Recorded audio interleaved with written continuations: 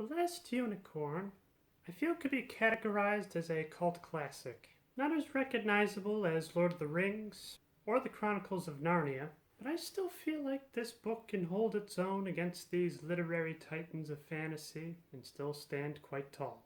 People who have heard of this title probably know it more as the movie than a book. However, much like the studio's interpretation of The Hobbit, I feel like it does a really good job capturing what both stories are about and trimming away all that unnecessary fat to just get to the bare bones of the story. However, let us discuss the differences as well as do a little review of the book itself for those of you that are more familiar with the movie. The book and the movie both start in the same way. Two hunters looking for food in a magical forest that is inhabited by a unicorn. However, as you would expect, the book has a lot more to say about this. First off, the dialogue between the hunters has been expanded. The eldest hunter even gives a bit of a connection to the unicorns, as his great-grandmother was visited by one many years ago, and thought of it still brings happiness as well as a tear to her eye, even when she was still living. And we also get a little bit more mythos on the unicorn itself. Unicorns like to inhabit forests, especially ones that have a pond, as unicorns are rather vain and they want something to be able to see themselves in. A unicorn will live forever, however there are ways that it can be killed. And there is great magic within the horn itself. In fact, the particular unicorn that is the last is even said to have killed a dragon with this very horn. In both, the unicorn is rather shocked to hear from the hunter that she may very well be the last. But unicorns don't have the ability to go invisible. They are very good at hiding. So she figures that perhaps this is the reason why nobody has ever seen a unicorn. Those words really start to get to her, and she goes on an adventure to figure out where the other unicorns are. So the book is a bit more expansive here into all the little journeys that happen along the way, while the movie, it's summarized in a quick montage. However, both have this scene of this one farmer that looks at the magical beast and only sees it as a white mare. Mare is a name for a female horse. At this, the unicorn is quite disgusted and runs away, trying to figure out where to go to next. And here, she runs into a butterfly, which in both interpretations, I hate this character. But at least in the book, there is a bit more context to why the butterfly is so annoying. Essentially, butterflies live very short lives, and they spend most of it reciting what they hear from humans. So that usually comes down to old anecdotes, plays, dictionary terms, quotes from famous literature, stuff like that. In both, it takes forever for the unicorn to get out of this butterfly that all of them have been sent to the shore by what is known as the Red Bull. However, that's all she can get out of this stinking butterfly before he flies away. Exhausted from quite a long journey, she decides to sit down and rest, to which Mommy Fortuna and the Midnight Carnival come to set up their little show there. Mommy, being a little more into the realm of magic, is able to spot the unicorn right away. The same can't be said for her assistant known as Rook, which he doesn't even get a name in the movie. And there is also there a rather cheap wizard known as Schmendrick. While he's not really good at magic, he does immediately spot the unicorn, but does not let on that he knows. So with this, Mommy says, fine, it's just a white mare, but I want you to build a cage around it. And if any of you touches it, not only will you wake it up, but whatever part brushes against that horse will be turned into a donkey. At the carnival itself, everybody is fascinated by all these dangerous and mythological beasts. Now, unlike the movie, there are actually a lot more attractions at the Midnight Carnival. They have a manticore, that was in the movie, Suberus, the three-headed dog, Lady Arachnia herself, Serpent of Midgard. I have a feeling there's a name for it, but I really don't know that much about Norse mythology. And to top it all off, there is this demon known as Eli. However, just like the movie, all of these are just illusions created by Mommy Fortuna. With somebody that has eyes that can see true magic, they will see nothing but a mopey lion, an old monkey, and just a lot of other animals that just wish they could be free. And Eli turned out to actually be Mommy Fortuna herself. After the carnival, Schmendrick approaches the unicorn with the proposition of being able to free her. He tries a bunch of different magic tricks, and the antics that happen are exactly the same as they are presented in the movie. And probably one of the jokes I love is he tries all these different magic spells, when all of a sudden he just kind of goes, My dear, you deserve the services of a great wizard, but I'm afraid you'll have to be glad of the aid of a second-rate pickpocket. I get the idea Schmendrick is trying to validate himself as a true wizard, but couldn't you have just started with the key? So while the attractions at the Midnight Carnival are mostly fake, there is one that is a harpy. This one is real and has sworn vengeance to kill Mommy Fortuna. In fact, before the unicorn is released, Rook is rather disturbed by it, as he can tell that it just wants to eat something. To which Mommy says, I really don't care. I'll just feed him your liver if I can keep this there. To which Rook is just like, ugh, well, same to you, you old hag. However, when she relays this story to the unicorn simply says, you're not a real witch. A real witch would have given the harpy her own liver and would have been glad to be able to do so. To which Mommy actually goes away crying. Or at least as close to a witch can come to crying anyway. But back to the release. The unicorn with her magic horn is able to get all the locks taken care of. This is all taking place as Rook discovers that Schmendrick tried to free all the creatures and thus tries to confront him. So while they're just rolling around on the ground punching each other, all of the creatures are free, except for the harpy. So in the movie, there's a bit of an immortal line that the harpy just stares into the unicorn and says, we are sisters, you and I. That line is never actually in the book. Instead, the harpy just stares at the unicorn with a gaze that would basically say, if you free me, I will kill you. But the unicorn just feels pity for this harpy and decides to free her. This turned out to be a pretty bad idea because instead of the harpy being grateful, she then attempts to swipe at the unicorn.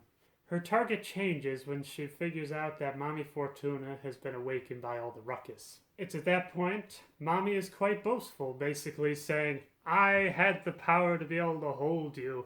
You wouldn't have been able to escape unless I or somebody else helped you to do it. But this obviously doesn't sit too well with the harpy, so she swoops down, claws her to the ground, and then slowly eats her heart out. Obviously, it's a bit more tame in the movie, but you can definitely tell that Mommy is being mutilated in some graphic way. Schmendrick then says to run. However, the unicorn steadies him, saying, you must never run from anything immortal. It attracts their attention. To which they slowly walk away. But as they're walking away, they hear this blood-curdling scream that Schmendrick recognizes as Rook. To which the unicorn turns coldly to Schmendrick, saying, he tried to run. After the episode, Schmendrick is beside himself. He is just grieved at the idea that anybody had to die in such a disgusting way. The unicorn, once again, seems rather cold, but the main thing is that unicorns were born without the ability to regret. They can feel sorrow, but it's not really the same thing. Now that they're together, the unicorn decides to pump Smendrick for information. This plays out a little differently in the movie, but first let me explain how it happened in the book first. Smendrick explains all he knows about King Haggard, which was a name that was dropped by Mommy Fortuna, and the mysterious Red Bull. So King Haggard is a very oppressive ruler that as soon as he took up his place in his kingdom, everything that attempted to grow withered and died. And as for the Red Bull, there are so many contradicting stories there. The bull is a ghost, the bull is alive, King Haggard keeps the bull as a servant, or that the Red Bull is keeping Haggard prisoner. There is just not really a whole lot to tell. With this information, the unicorn then thanks Smendrick by giving him a boon. A boon? What the heck's a boon? A wish, you idiot! I'm sorry, I just couldn't resist. That was just too perfect. Like, come on. But anyway, the boon that Smendrick asks for is that he were to accompany the unicorn in her travels. The unicorn isn't really too on board with this, to which Smendrick gives a bit of an anecdote about his old master known as Nikos. So there was one time the wizard was walking around in a unicorn's forest where she was playing with a little girl. But the wizard noticed that 3 hunters were about to kill the unicorn. In order to save this unicorn, Nikos turned him into a handsome young man. And yes, there are also male unicorns. There is even a little bit about how procreation happens, but I don't think that's really necessary. With this, the hunters are distracted, and the unicorn ends up killing both of the hunters. While Nikos was a powerful wizard, he never really had the power to be able to turn him back into a unicorn. So the unicorn ended up marrying the young girl that he was with, and that's the way they were until the end of his days. Since he was human, he became mortal. The unicorn considers this the worst fate possible, as she would have rather had it that the Red Bull ended up killing all the unicorns than for them to be stuck in mortal bodies. So that's how it happened in the book. In the movie, Smendrick does ask to be able to go with her, to which she is still a little doubtful, but still grants him his request. And while they're going on their way, Smendrick gives his directions to Haggard's castle, as well as just everything about Haggard and the Red Bull. Similar, but pretty different, and notice that that story about Nikos is completely omitted from it. So they drop by several towns, to which Smendrick is able to earn his meals, as well as room and board with his little magic tricks that he picked up at the carnival. We then go to this one town that is really well off. Even the beggars in the town are more plump than the wealthiest people in certain areas. They really take fondly to the magician and decide to throw him a banquet. Everything seems to be going fine. However, just then, a band of ruffians comes by, led by Jack Jingley. They rough up the town a little bit, to which the mayor comes out to see what's up, saying, "What are you doing? Why are you doing this?" To which John Jiggly, as well as the gang, just immediately stop and say, "Oh, you can't blame the boys for having a bit of fun, how can you?" To which the mayor just has no patience for this and says, "Whatever, where's my tribute?" John Jingley throws him a little meager sack full of gold coins, to which he looks at him and just says, "This is disappointingly low. Even lower than last time, which was pretty low. It's the best we can do. There aren't really a whole lot of rich people running through these woods for us to pillage, is there?" When Jack Jingley, as well as the rest of the group, was roughing up the town, they stole Smendrick's hat, to which he asks for it back. He is quite strong at this moment, as he's had quite a fair bit of wine, to which Jack Jingley doesn't like his tone of voice and says, "Oh yeah? Well, if you're a magician, why don't you show me your power?" To which he does. He uses his power to be able to levitate the hat away from the person holding it, and then dips it in the horse trough. Smendrick's original idea was to dump Jack Jingley with this. However, he loses control of the hat, and the mayor is the one that ends up soaked. After this, the mayor is completely disgusted, and Jack Jingley decide to take Smendrick as an ally for them. In the movie, this turns out a fair bit differently when all of a sudden he notices footsteps coming in from behind him. Schmendrick decides to hide in a tree while the unicorn is really good at blending in. It doesn't really matter. Jack Jingley and his crew decide to look around and see what's up, but they see Schmendrick and he falls out of the tree, and that is how they capture him in the movie. There's a rather fun scene here in the book as Jack Jingley returns to the hideout in the woods. Apparently the password has been changed to 2 giraffe calls, to which Jack Jingley's just kind of like, giraffes don't make any noise, how are we supposed to do this? And afterwards, the gatekeeper's just kind of like, fair point. Alright, come on in, whatever.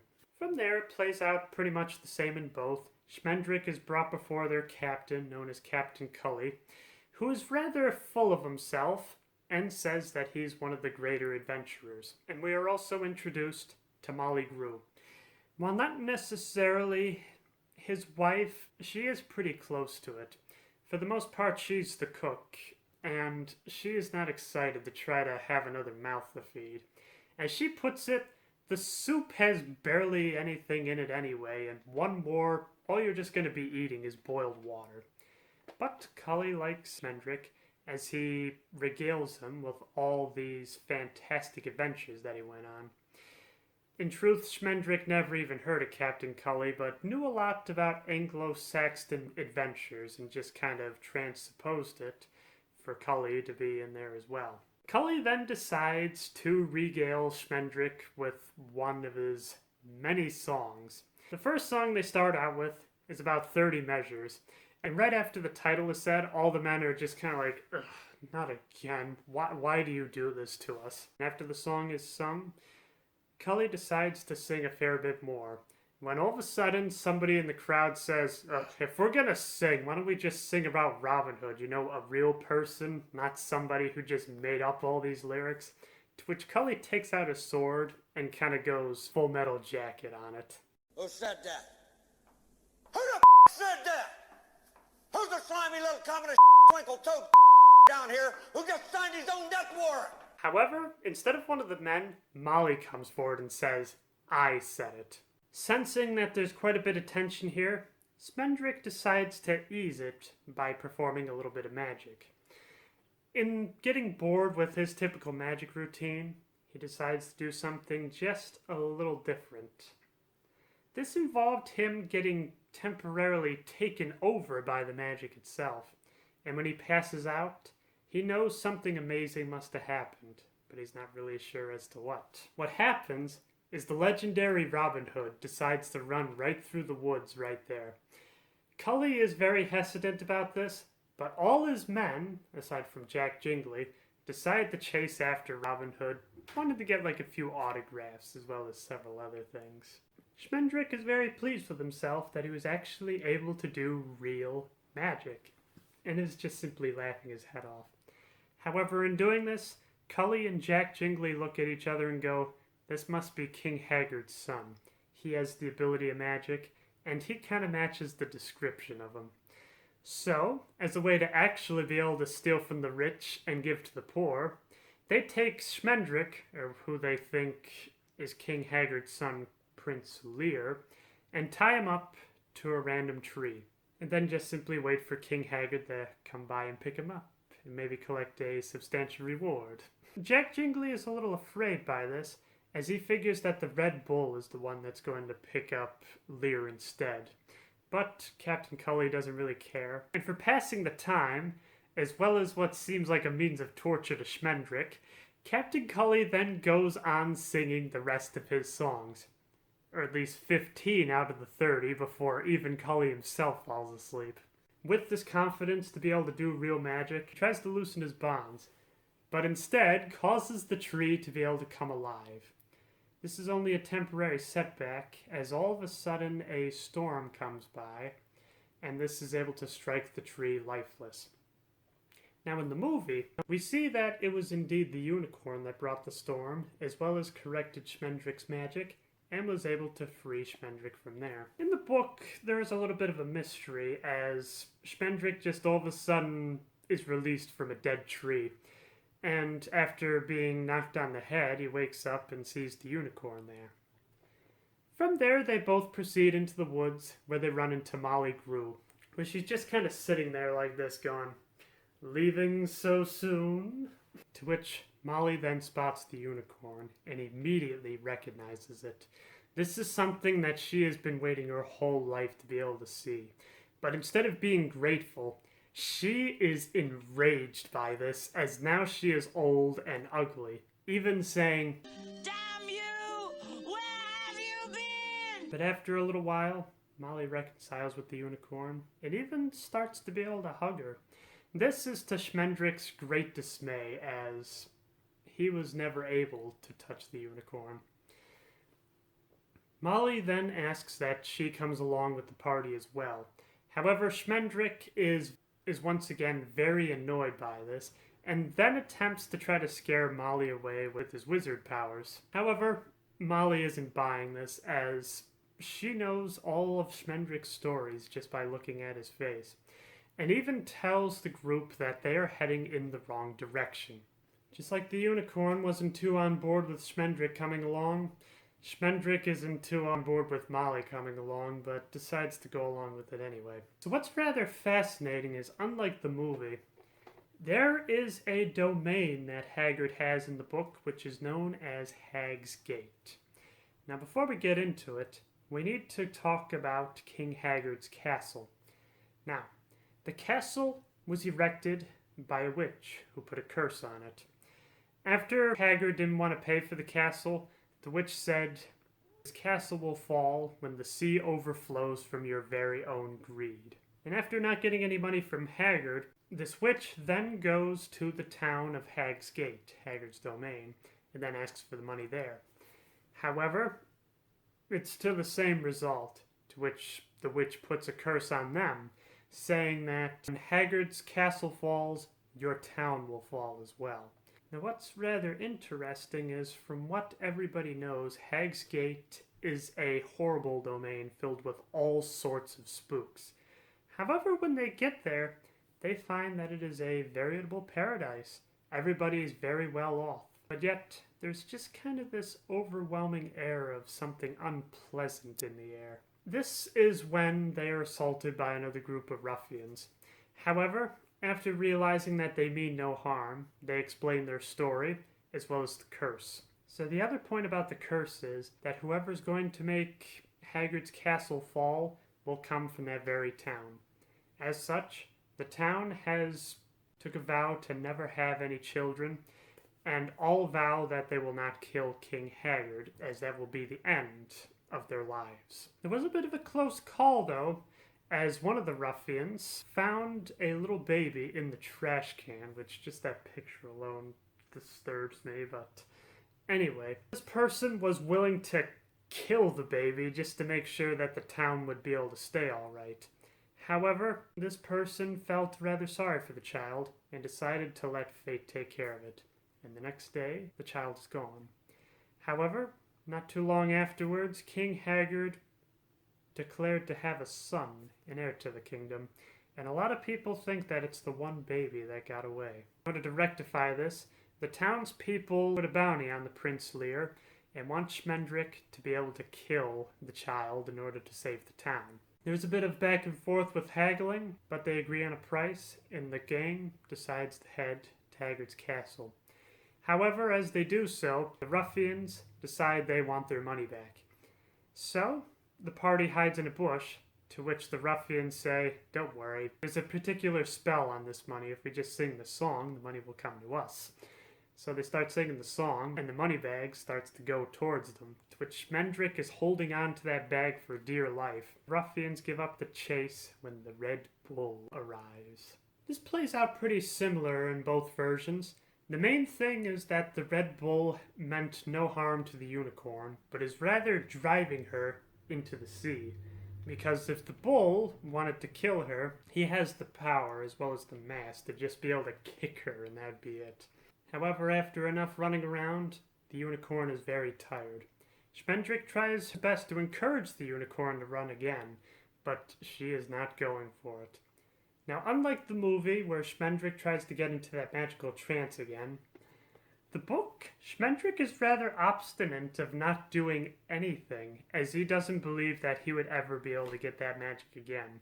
But after enough pleading from Molly, he then goes into this trance again and transforms the unicorn into a beautiful maiden. Schmendrick is kind of on a high right now, basically saying, I am finally a magician. I am not somebody that rules it. I am just a humble vessel. I am fantastic. To which Molly just looks at him and just goes, you are an idiot. However, the unicorn starts to wake up and is immediately disturbed of being in a mortal body and begs to be changed back. However, Schmendrick says not only did he have any power as to what form the unicorn was going to go in, but it's going to be a while before he can ever get into that magical trance again. However, in the book, Schmendrick gives a little bit of encouragement, saying, you know what, it's going to be a lot easier for us to get into the palace now. To which the unicorn reluctantly agrees, and they are on their way. Well, in the book, they basically just head on to King Hagrid's castle after a little bit of back and forth. From there, the two sentries are looking on this odd party that's coming upon them. They immediately recognize the man and the woman, but they don't understand what in the world this third being is supposed to be. As they get closer to the castle, both of the sentries say, state your names and your business, to which Schmendrick is the one that tells all, saying, he is a magician, Molly is my assistant, and this is the lady Amalthea, which is a name he just made up on the spot for the unicorn. Schmendrick also then adds that he is not going to tell what his errand is to any lowly watchman, but wants to be able to talk to the king directly. The watchmen seem a little annoyed by this, but decide to lead him into the throne room all the same. They are led to probably the most desolate throne room there is. There's only one window and one throne, to which Schmendrick is outraged, saying, this is a prison cell, I want to see your king. To which the sentry removes his helmet and says that he is actually King Haggard.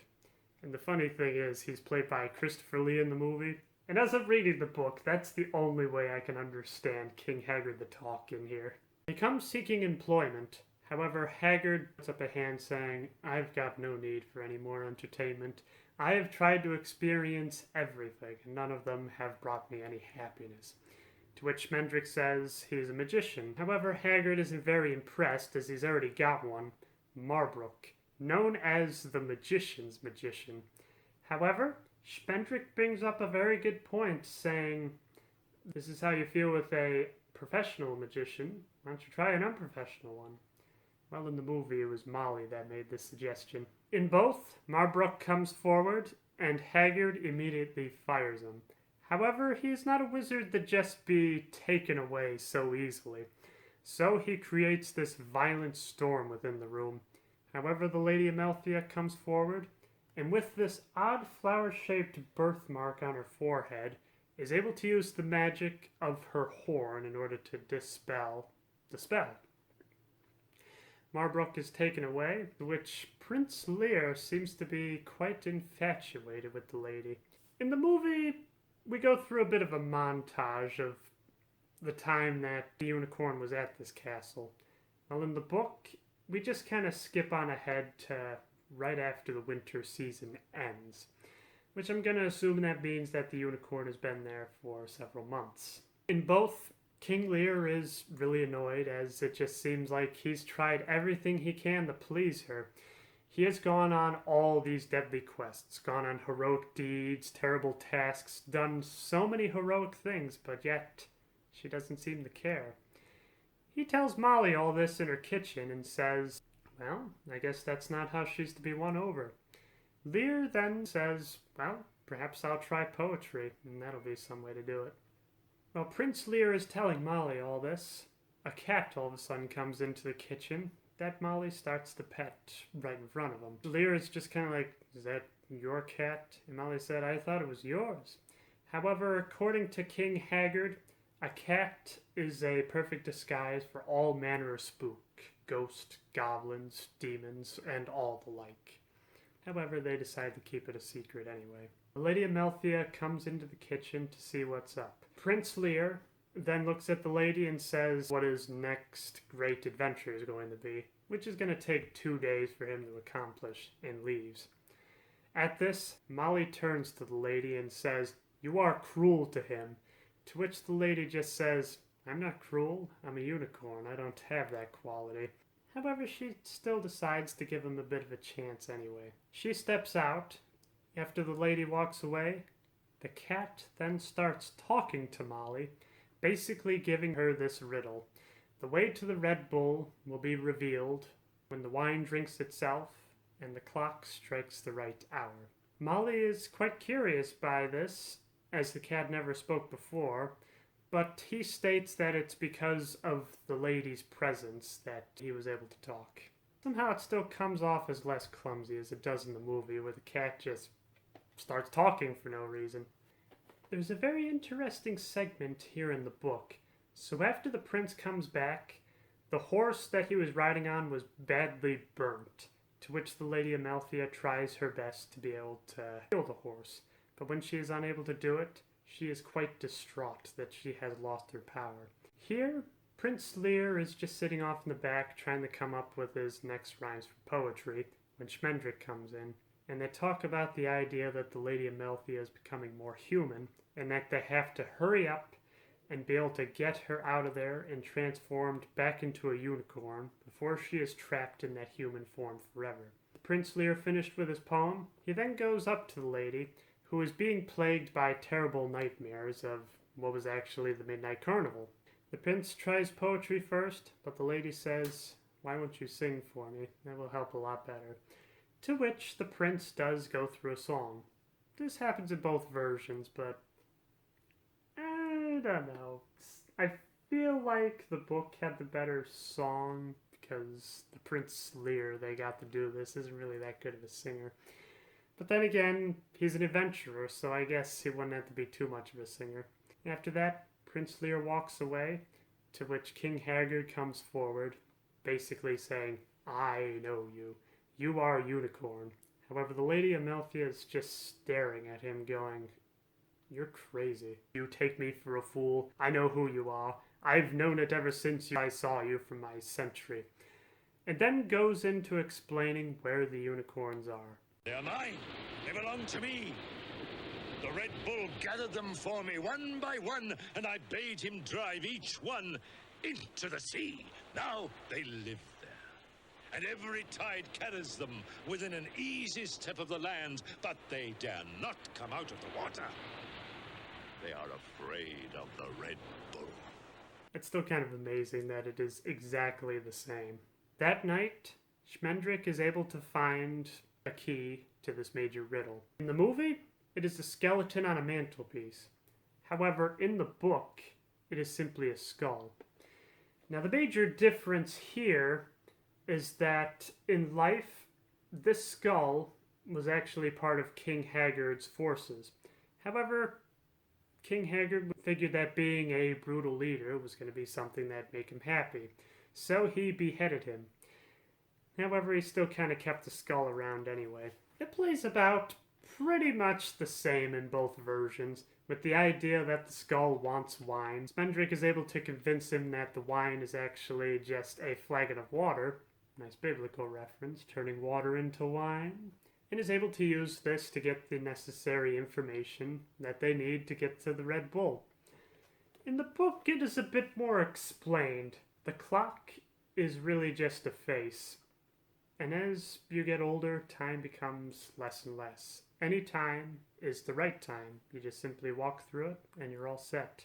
Now, as he was given some really fantastic wine, it's not like he has a tongue, he's not going to be able to taste the water, he decides to give him a little advice. Smash the skull. To which everyone is just mortified, saying, "But we can't do that. No!" But as they all go along to the clock, the skull all of a sudden sends out a high alert for the sentries. And as they are about to escape into the clock, the unicorn reveals herself to the skull, to which he then tells Haggard about this. All of them are able to make it into the clock just fine, except for Schmendrick. Now, In the movie, it seemed like the sword kind of pierced his gut a little bit, but it was mostly just a flesh wound and just a little bit of blood. Well, in the book, it was on his head, which is still bleeding. Molly was actually able to bandage this up in order for them to be able to keep going. Now, what's rather interesting is in both versions, Prince Lear comes along, which everyone is like, how'd you get in here? He just says, I followed you in.